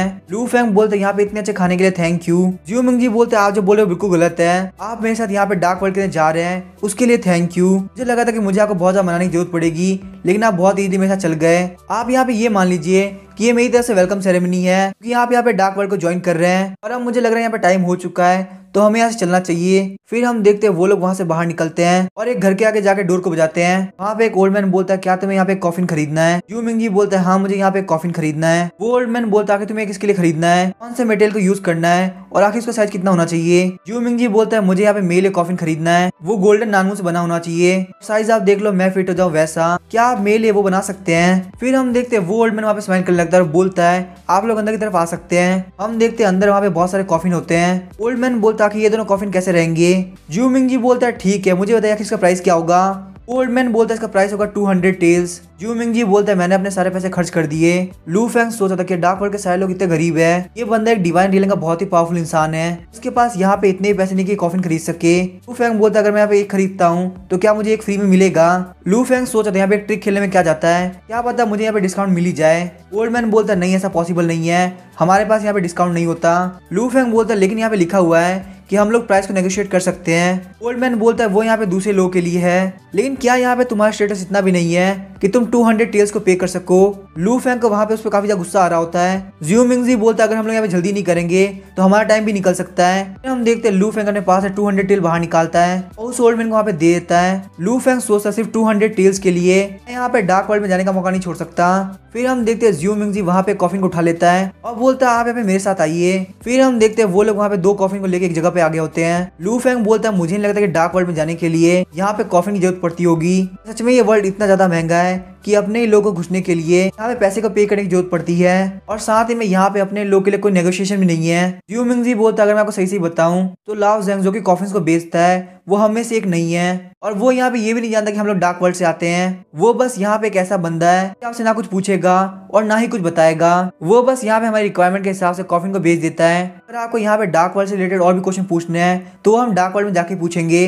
सबसे पहले यहाँ पे कॉफिन के अंदर चले जाइए और हाँ उसको ओपन मत करना, अगर यहाँ पे कुछ भी होता है तो आप सिर्फ अकेले ही वापस आएंगे। इतनी बार कॉफिन के अंदर एंटर करते कुछ एक्सीडेंट भी हो जाते हैं, मैं चाहता कि मैं आपका यहाँ पे ध्यान रखूं तो इसीलिए पहले आप चले जाइए। ये बात सुनकर लू फेंग को कुछ भी समझ में नहीं आता। लू फेंग सोचा तुम्हारे कहने के हिसाब से मुझे लग रहा है कि तुम मुझे यहाँ पे आज गार्ड देने वाले हो और इसके अंदर लेट के मुझे काफी अजीब लग रहा है, लेकिन सच में ये जो मेथड है दूसरे वर्ल्ड के अंदर जाने का ये काफी ज्यादा मैजिकल मेथड लग रहा है। हम देखते हैं लू फेंग वहाँ पे काफी ज्यादा अजीब फील हो रहा होता है। लू फेंग वहाँ पे उस कॉफिन को ओपन करता है, अचानक से उसे जियो मिंगजी की बात याद आती है कि अगर आप यहाँ पे कॉफिन को खोलने का ट्राई करेंगे यहाँ पे कोई एक्सीडेंट भी हो सकता है और उसके बाद मैं यहाँ पे आपकी हेल्प करने के लिए नहीं रहूंगा। हम देखते हैं वो कॉफिन वहाँ पे हिल रहा होता है लेकिन लू फेंग कुछ भी ट्राई नहीं करता। लू फेंग को उस कॉफिन के अंदर चेन के अंदर बांध दिया जाता है। लू फेंग सोचता है क्या कोई ट्रैप था, एक मिनट रुको कहीं जियो मिंगजी और उस शॉप का ओनर मिले हुए तो नहीं थे। जियो मिंगजी मैंने तुम्हें यहाँ पे अपना पार्टनर समझा और तुमने मुझे यहाँ पे बिट्रे किया, यहाँ पे मुझे धोखा देने के लिए मैं तुम्हें बिल्कुल भी नहीं छोड़ने वाला। फिर हम देखते हैं लू फेंग का कॉफिन वहाँ पे डार्क वर्ल्ड के अंदर एंटर करता है। जियो मिंगजी बोलता है आपका यहाँ पे वेलकम है डार्क वर्ल्ड के अंदर। लू फेंग का कॉफिन वहाँ पे टूट जाता है और लू फेंग वहाँ पे अभी चेन के अंदर बंधा हुआ होता है। जियो मिंगजी बोलता है आपका यहाँ पे डार्क वर्ल्ड के अंदर वेलकम है, सब लोग आपका यहाँ पे काफी ज्यादा वेट कर रहे थे। लू फेंग बोलता है तुम्हें क्या लगता है मैं तुम्हारे यहाँ पे भरोसा करने वाला हूँ, लेकिन तभी वहाँ पे लू फेंग काफी ज्यादा शॉक हो जाता है। हम देखते हैं वहाँ पे जियो मिंगजी की आंखें पूरी से रेड हो गई होती है। जियो मिंगजी बोलता है चाहे तो मेरे पर भरोसा करो या ना करो, लेकिन मैं यहाँ पे सारे लोगों के सामने तुम्हारा वेलकम करने वाला हूँ। जियो मिंगजी काफी जोर से बोलता है फटाफट सारे लोग यहाँ पे आ जाओ, डिनर का टाइम हो चुका है। ये सुन के वहाँ पे लू फेंग कुछ भी समझ में नहीं आ रहा होता। अब इसके आगे यहाँ पे क्या होगा वो हम नेक्स्ट एपिसोड में जानेंगे। वीडियो पसंद है चैनल को सब्सक्राइब करके वीडियो को लाइक कर देना। Thank you.